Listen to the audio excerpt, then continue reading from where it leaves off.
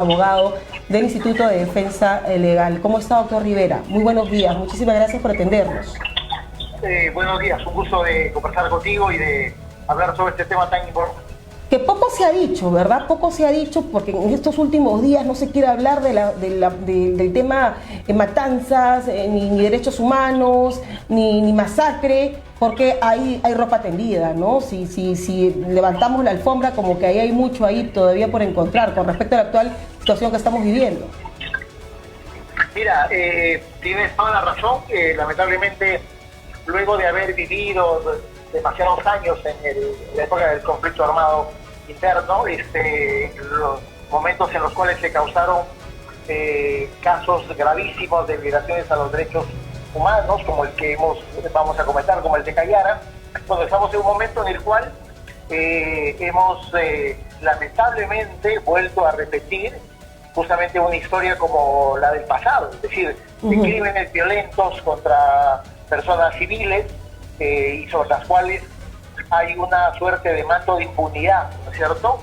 Y de protección a los perpetradores. Y creo que esa es una de las razones por las cuales, como tú comentas, siendo esta una noticia tan importante, yo diría de carácter histórico inclusive, por las circunstancias de la comisión del hecho, por la cantidad de víctimas, pero también por el tiempo que ha transcurrido. Tú has mencionado 35 años desde que se produjeron los hechos. Recién es posible conocer una decisión judicial que restablezca la dignidad de las víctimas y que sancione adecuadamente a los responsables, pero ha pasado a ser una noticia casi inadvertida. De la importancia, inadvertida en realidad, ¿no?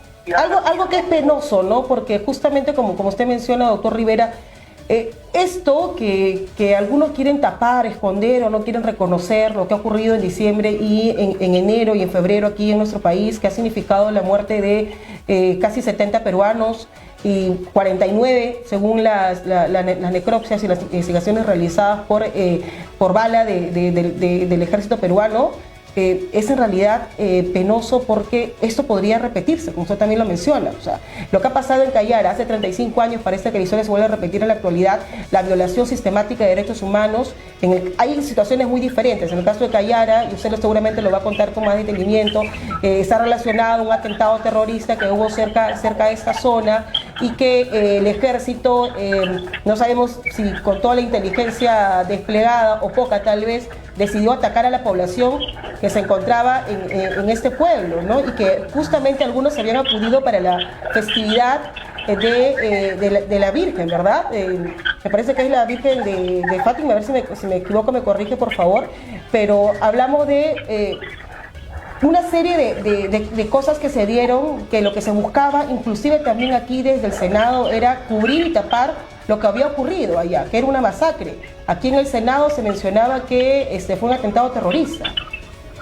Sí, hay que recordar, para los que no han seguido de cerca este tipo de acontecimientos, que durante toda la década de los años 80, todo el departamento de Ayacucho se mantuvo bajo un control militar estricto, y en el cual se desarrolló una estrategia contrasubversiva, que en realidad es sumamente violenta, sumamente agresiva, siempre están los terroristas, pero lamentablemente también contra población civil que no tenía nada que ver con el terrorismo. Y ese es el escenario en el cual se perpetran y se cometen este tipo de eventos brutales, ¿cierto?, contra personas civiles, sí. Como ocurrió en Pucayacu, como ocurrió en la comarca y como ocurrió en el caso Cayara en mayo de 1988, ¿no? Luego de la comisión de los hechos, lamentablemente la decisión del sistema de justicia, Poder Judicial, Ministerio Público, fue fundamentalmente facilitar un manto de impunidad sobre los perpetradores, ¿no? Y ese hecho y esas acciones se terminaron desarrollando, como tú has mencionado, inclusive en el Congreso de la República, donde la oposición de izquierda exigía... Generalmente aprista, ¿verdad? Hablamos de un Senado mayoritariamente aprista. Exactamente. Y de nuevo, la mayoría aprista de este momento determinó una conformación de una comisión investigadora presidida por el entonces senador Carlos Enrique Melgar, que básicamente tuvo como objetivo continuar los actos de cubrimiento. De eso me parece que no hay ninguna duda, y eso fue de público conocimiento, fue parte de un escándalo político de ese entonces, pero como ahora en el Congreso de la República, los números y la mayoría parlamentaria terminó decidiendo el encarpetamiento de una investigación que hubiese podido ayudar a que el curso de una investigación independiente tenga un curso distinto, ¿no? O que por lo menos existiera. Y esa es la razón por la cual ya en los años siguientes, más allá de la promulgación de las leyes de amnistía del año 95, en los hechos concretos, este crimen horrendo, gravísimo, que significó el asesinato de más de 40 personas, nunca pudo ser investigado, y que solamente ha sido investigado como consecuencia de la publicación del informe de la Comisión de la Verdad y Reconciliación en agosto del año 2003. Un pronunciamiento también de la Comisión Interamericana de Derechos Humanos, ¿verdad? Exactamente, hay un caso que mereció más de un pronunciamiento de la Comisión Interamericana y que significó justamente, por lo menos, la existencia de un impulso en el curso de las investigaciones, ¿no? Ante un Estado absolutamente ineficiente y ante un Estado completamente condescendiente y que lo único que estaba garantizando es impunidad, me parece que acá un órgano internacional como la Comisión Interamericana ayudó a que este asunto permanezca vigente el reclamo de las víctimas hacia el Estado y los órganos del sistema de justicia para que las investigaciones en algún momento prosperen o por lo menos como en el pasado en algún momento se inicien, porque en los hechos concretos, a pesar de la gravedad del crimen, el hecho concreto es que las investigaciones se paralizaron, el caso se cerró y se quedó en la más absoluta impunidad.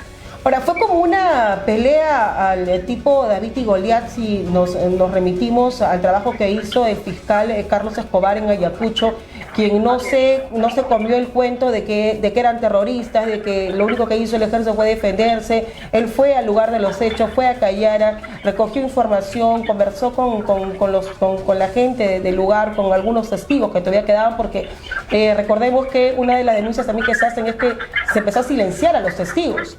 Inclusive los cadáveres que habían sido enterrados en esa zona habían sido desenterrados y escondidos. Sí, bueno, ese hecho tan macabro en realidad se ha producido en diversos casos, ¿no? Y solamente la acción diligente, la acción comprometida con la defensa de los derechos de la gente de algunos fiscales, como Carlos Escobar, como Ana Cecilia Magallanes en el caso Barrios Altos, o como en el caso de Víctor Hugo Villanueva en el caso de la Cantuta, ¿no es cierto?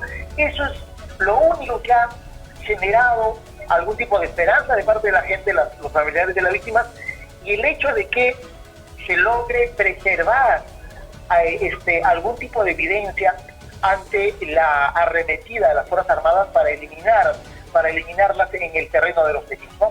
Eso a Carlos Escobar en algún momento le mereció imputaciones, persecución, acusaciones públicas y el hecho de que termine solicitando asilo político en los Estados Unidos.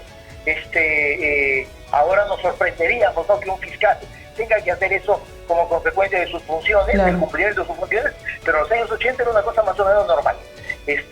Y felizmente lo que hizo Carlos Escobar entre el año 88, 89, 90 fue justamente importante, y eso es con lo que ahora el Tribunal de Juzgamiento de la Corte Penal Nacional ha valorado como evidencia suficiente para determinar que los militares tuvieron responsabilidad en la comisión de este gravísimo crimen contra los derechos humanos. ¿A quiénes se ha sentenciado, doctor Rivera?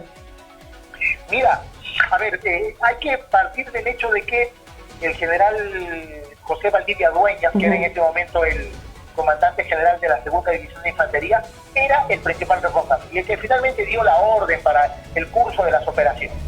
Y luego de eso se ha sentenciado a elementos del Estado Mayor de la Segunda División de Infantería, dependientes directamente y funcionalmente del comandante general Valdivia Dueñas, y luego se ha condenado a 8 integrantes de 2 patrullas del ejército, las que fueron justamente misionadas para el cumplimiento de la llamada Operación Persecución, que justamente fue la orden escrita y la orden verbal que significó la ejecución extrajudicial de más de 40 personas, y luego la desaparición y el asesinato de otros testigos presenciales de los hechos, ¿no?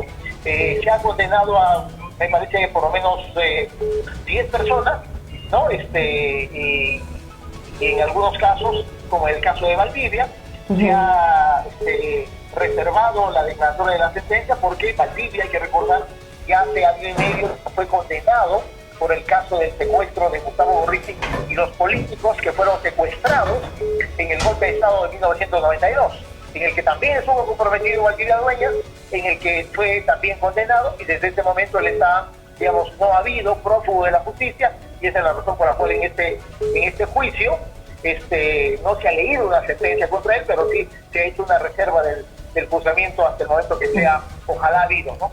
¿Por qué toma relevancia si hacemos una comparación con lo que hemos vivido, doctor Rivera, en los últimos meses aquí en el gobierno de la señora Boluarte? Mira, primer dato que creo que hay que mencionar siempre es que lo ocurrido entre diciembre del año pasado y enero de este año, en realidad nunca debió ocurrir. ¿No es cierto? Somos un país que ha vivido gravísimos casos de violaciones a los derechos humanos, que tenemos una experiencia lamentable en este tipo de circunstancias, y que se suponía de la cual habíamos aprendido lo suficiente como para nunca más volver a repetir ese tipo de acontecimientos, para nunca más permitir que cosas como esta, me refiero a los crímenes, ocurran en el país.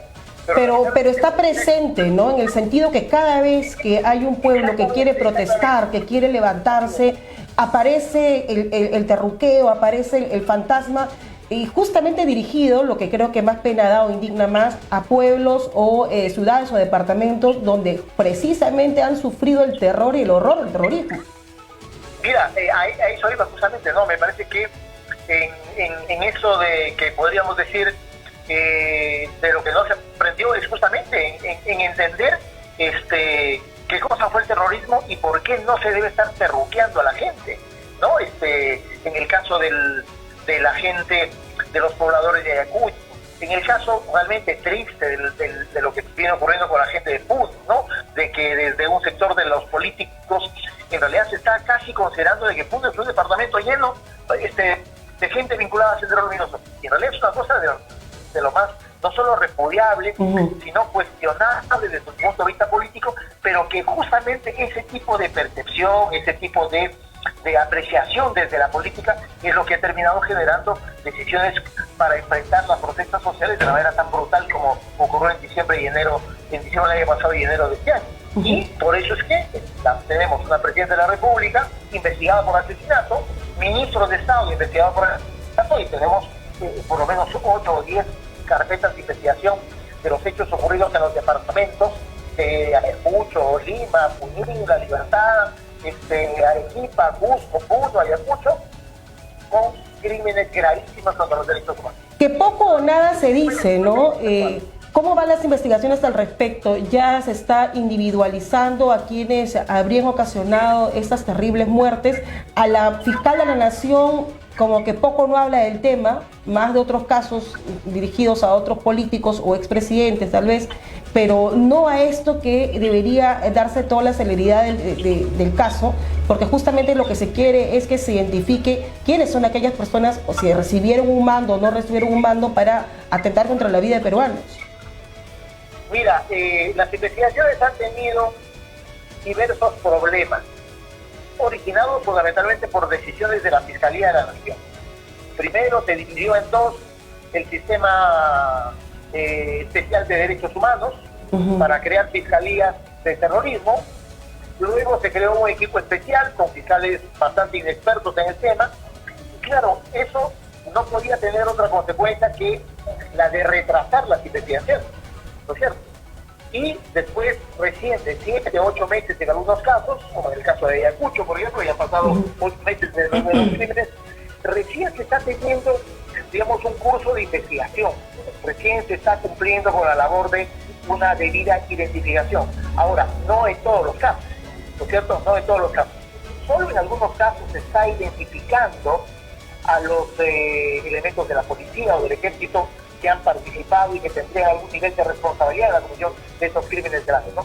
Pero lamentablemente el tiempo que se ha perdido entre enero, febrero, marzo, abril, mayo, pero es un tiempo que no se va a poder recuperar. Pero ese es un poco el estado de las indagaciones en este momento, ¿no? Obviamente estamos en investigaciones muy complejas, ¿no? Sinceramente complejas, ¿no?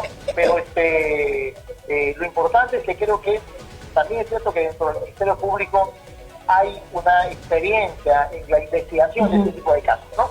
Y me parece que es en eso lo que se tendrá que sustentar la Fiscalía para impulsar de la manera más seria y objetiva justamente las investigaciones que necesariamente tienen que llevar no solamente a un buen puerto, sino al señalamiento de responsabilidad. Me refiero no solamente a las carpetas que están investigando los hechos ocurridos en cada departamento, de los 8 que ocurrieron crímenes graves, sino también a la carpeta de investigación que tiene en sus manos la fiscal de la Nación, y que es la carpeta en la que está investigada la presidenta de la Claro, que alcanza al más alto nivel, ¿no? Porque más allá que la señora Boluarte mencione que ella es la jefa de las Fuerzas Armadas, pero tiene comando, pero no tiene mando. Sí, claro. Pero mira, ahí me parece que la situación de Boluarte se ha ido complicando. Sí. Porque claro, para generar mecanismos de impunidad que sea el poder político, ¿no es cierto? Hay que tener un nivel de control de las instituciones del sistema de justicia, y el hecho de Boluarte es que Boluarte no tiene ese control. Boluarte no es Fujimori, ¿no es cierto? Y por eso es que en el curso de las investigaciones de esa carpeta que está a nivel de la Fiscalía de la Nación, mi balance es de que se ha ido complicando la situación legal de Boluarte, ¿no? Y ese es un asunto que seguramente sobre el cual va a tener que rendir cuentas en un futuro inmediato ante el sistema penal de justicia. Claro, que esperemos que no sean 35 años, ¿no? Como el caso Cayara, ¿no? Esperemos que la justicia sea célere en ese caso. Sí. Ahora, yo creo que una de las cosas que marca la diferencia, inclusive en casos como el de Boluarte, es que las investigaciones se están haciendo de manera, digamos, por lo menos casi inmediata luego de producido los hechos, ¿no? Este proyecto de ley que ha presentado la señora Marta Moyano de la bancada de Fuerza Popular, que va justamente dirigido a que se revisen estas protestas del 2020 a 2023, junio de 2023, que obviamente abarca diciembre, enero, febrero, donde lamentablemente hay este número tan alto de fallecidos en las protestas, pero que se determine o se vincule con actos terroristas. ¿Qué opinión le merece? Inclusive se habla también del atentado, de lo ocurrido con esta casona del centro de Lima, frente a la Plaza San Martín, que el mismo dueño menciona que fue a consecuencia de una bomba lacrimógena, el asesinato del suboficial Sonco, que las investigaciones dan cuenta que el señor ha sido asesinado por un policía en retiro, pero también está siendo considerado en este proyecto. Sí. Mira, yo creo que son parte de las complejidades y dificultades que tienen que enfrentar las investigaciones, ¿no? Pero más allá de eso, yo creo que son proyectos, iniciativas políticas que solamente van a generar, llamémoslo, ruido político, pero que creo que no van a tener un mayor impacto en el curso de las investigaciones. Primero porque hay una fiscalía que mal que bien está cumpliendo un papel importante en el impulso de las investigaciones, que si bien es cierto no ha formalizado ninguna investigación, es decir, todavía no ha presentado ninguna investigación a la Fiscalía de la Nación o al Poder Judicial, pero también es cierto que ya nos encontramos en un curso de investigación en el cual es evidente que los hechos que se están investigando son crímenes contra los derechos humanos, y que la ley penal nacional los califica como homicidios, como asesinatos, como lesiones graves o lesiones simples, y por lo tanto eso, mira, la experiencia me dice que va a ser bastante complicado que tenga una recalificación o un desvío de la calificación penal para que sean señalados esos casos como casos de terrorismo. Yo lo veo sumamente complicado. A mí me parece que en términos, llamémoslo más jurídicos, penales, a mí me parece que el proyecto es un verdadero disparate. Me parece que Marta Moyano lo único que quiere hacer es generar probablemente lo que te decía hace un momento, un ruido político, pero simplemente para maltratar el curso de las investigaciones. Pero creo que Moyano no tiene ninguna capacidad legal ni jurídica de encauzar una circunstancia como la que estoy Lo que sí demuestra aparentemente una desesperación de ciertos grupos al interior del Congreso en querer tapar lo ocurrido durante las protestas, ¿no? Sí, claro, claro, obviamente, obviamente. A eso me refería yo, de que son parte de los problemas no legales, no jurídicos, sino políticos que están enfrentando las investigaciones. Ahora, la mayoría que controla el Congreso de la República se siente con el poder suficiente como para poder entorpecer el curso de la actuación del sistema de justicia, ¿no? Y desde todo punto de vista, de prosperar una iniciativa de esa naturaleza, para mí no sería otra cosa sino una gravísima interferencia en el curso del sistema de justicia.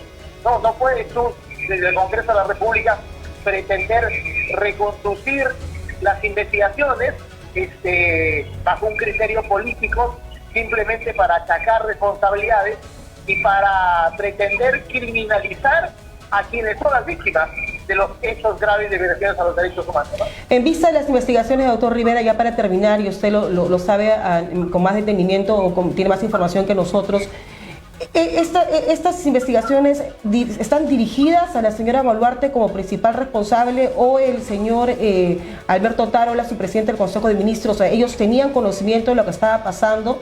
¿Hay un hilo ahí que los vincule a ellos o es que todo va a quedar entre los comandos? Mira, de hecho, la investigación, mejor dicho, las investigaciones de los crímenes contra los derechos humanos ocurridos entre diciembre y enero, que en realidad tienen diferentes responsables. Y ciertamente tendría que desarrollarse una sola investigación que comprenda inclusive la Presidenta de la República. Pero hay un mandato constitucional que establece que los altos funcionarios como la Presidenta de la República o los ministros son investigados en un fuero especial. Ese fuero especial es la Fiscalía de la Nación, ¿no? Y esa es la razón por la cual hay dos carpetas de investigación diferentes, ¿no? De lo ocurrido en Ayacucho, de lo ocurrido en Puno y en otros departamentos, ¿no? Por lo tanto, el avance de las investigaciones en las fiscalías provinciales o del equipo especial, me refiero al de los casos particulares de Cusco, Ayacucho, Junín, es un avance que va a tener un nivel de repercusión importante en el curso de la investigación que se está haciendo Boluarte en la Fiscalía de la Nación. Pero además, con conocimiento te digo que la propia Fiscalía de la Nación ha estado desarrollando varios actos de investigación, justamente a pedido de las partes agraviadas, que ha significado la incorporación de elementos de información sumamente importantes sobre la vinculación de la Presidenta de la República a los hechos que son materia de investigación. Por lo tanto, a mí me parece que estamos ante una historia completamente diferente y en la que no tengo duda que en el momento que corresponda se va a determinar la responsabilidad, no política, sino legal, ¿no es cierto?, de la Presidenta de la República. ¿Dina Boluarte terminaría presa a su criterio? ¿Disculpa? ¿Dina Boluarte terminaría presa a su criterio? Sí, yo no tengo ninguna duda que eso va a ocurrir así. Bien, doctor Rivera, ha sido usted muy gentil. Muchísimas gracias. Hasta luego. Bien, muchas gracias, doctor Rivera. Estamos conversando con el doctor Carlos Rivera. Él es un reconocido abogado del Instituto de Defensa Legal, hablando inicialmente sobre el caso Callara y también tocando temas relacionados con lo que ha pasado en los últimos meses aquí en nuestro país. Las protestas que han generado lamentablemente este saldo luctuoso para nuestro país. Hablamos de 70 fallecidos. Terrible realmente. El doctor Carlos Rivera nos comenta que el camino que va a seguir las investigaciones tarde o temprano van a dar con la señora Dina Boluarte, o sea, al más alto nivel, la señora Boluarte, el señor Alberto Tarola, y que lo que le esperaría a ella en adelante, así demore seguramente las investigaciones, sería la cárcel, ¿no? Así que creo que el caso Callara, como lo estábamos comentando, es como para tenerlo en cuenta como muestra, ¿no? Los crímenes contra los derechos humanos, los crímenes de lesa humanidad no prescriben. Así pasen 10 años, 15 años, 20 años, 30 años. Miren el caso de Daniel Urresti. Fue, recuerden ustedes, apresado, fue declarado como autor intelectual de este asesinato del periodista Hugo Bustíos. Así hayan pasado tantos años, era candidato a la alcaldía, candidato a la presidencia, fue ministro del Interior, fue también congresista de la República, no prescribe. Entonces, Aquí estamos hablando de 70 fallecidos, estamos hablando que 49 de ellos, según las necropsias realizadas, fueron a consecuencia justamente de balas con las que cuentan las Fuerzas Armadas. Entonces, este cuento que se nos quiso vender, de las balas de Undún, que dijo inclusive la propia Presidenta de la República, por supuesto que ha quedado desvirtuado, ¿no? Y lo que se lamenta muchísimo es que se siga usando la imagen o el nombre del suboficial Sonko, que ha fallecido, recordemos, en Puno durante estos días de la protesta, pero no a consecuencia de haber sido emboscado o atacado por la ciudadanía, sino por un policía en situación de retiro que atentó contra su vida y que luego colocó su cuerpo en este patrullero y lo quemó. Entonces, y ya hay una investigación más que clara al respecto, pero poco se dice, lamentablemente. Es más conveniente usar este caso para decir, ellos mataron a un policía, ellos quemaron vivo a un policía, y sabemos que eso no es así. Vamos al corte y regresamos con más aquí Detrás de la Verdad en Nacional TV Perú.